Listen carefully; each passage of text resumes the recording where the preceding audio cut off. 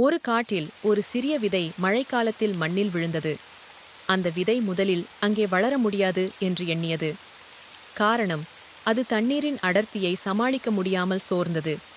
ஆனால் தன்னிடம் இருக்கும் நம்பிக்கையால் அது வேர்களை மண்ணுக்குள் ஆழமாக ஊன்றி மெதுவாக வளரத் தொடங்கியது. சில நாட்களில் அது ஒரு சிறிய செடியானது. அதன் இலைகளில் பச்சை நிறமும் புதிய உயிரும் தோன்றின. காற்றும் மழையும் அடிக்கடி வந்து அதனை சோதித்தன. சில நேரங்களில் பறவைகள் வந்து அதன் இலைகளை கிழித்தன. ஆனால் அது அசைக்காமல் பொறுமையுடன் வளரும் முயற்சியில் இருந்தது. காலம் போனது. அந்த சிறிய செடி ஒரு பெரிய மரமாக வளர்ந்தது. அதற்கு கீழ் பறவைகள் நிழலில் தங்கின. விலங்குகள் அதன் உடலில் சுமந்த வலிமையால் தங்கள் வீடுகளை அமைத்தன. மனிதர்கள் கூட அதன் நிழலில் அமர்ந்து ஓய்வெடுத்தனர். ஒரு நாள் ஒரு குட்டி குருவி மரத்தை பார்த்து கேட்டது, "ஏன் இப்போது எல்லோருக்கும் உதவுகிறாய்? நீயும் நம்மைப் போல ஒரு சிறிய விதையாயிருந்தாயே?"